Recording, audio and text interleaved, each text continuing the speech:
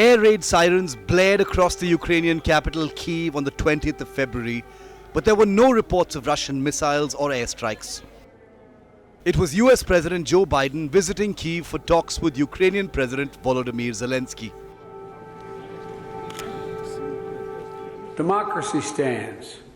The Americans stand with you, and the world stands with you. Kyiv has captured a part of my heart, I must say. I've come here 6 times as Vice President, once as President. The 20th of February marks the deaths of more than 100 people, now known as the Heavenly 100, at anti-government protests that eventually toppled a Moscow-backed president in 2014.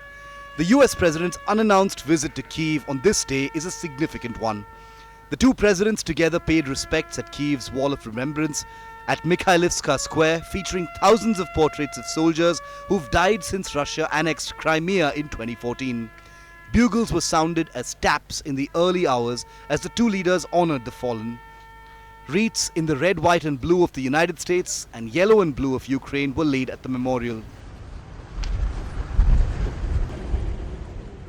That dark night, 1 year ago, the world was literally at the time bracing for the fall of Kyiv. Seems like a lot longer ago than a year, but think back to that year. Perhaps even the end of Ukraine. You know, 1 year later, Kyiv stands, and Ukraine stands. Democracy stands. The Americans stand with you, and the world stands with you.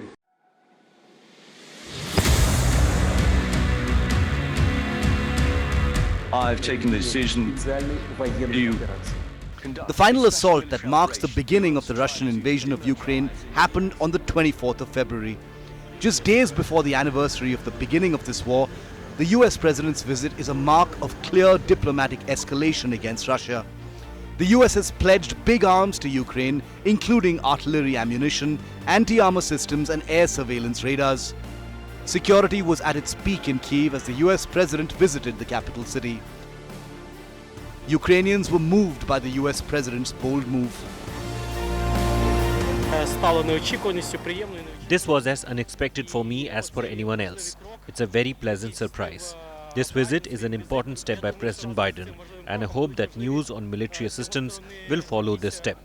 I don't think Biden would have come here without announcing important long-awaited aid for us.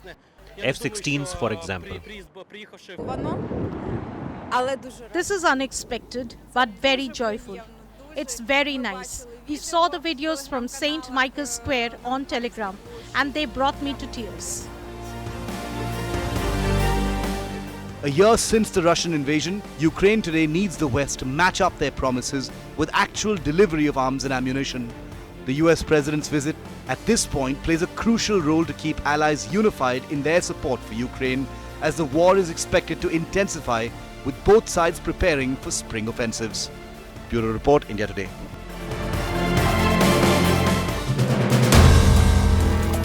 If you like the video, do like, comment, share and subscribe.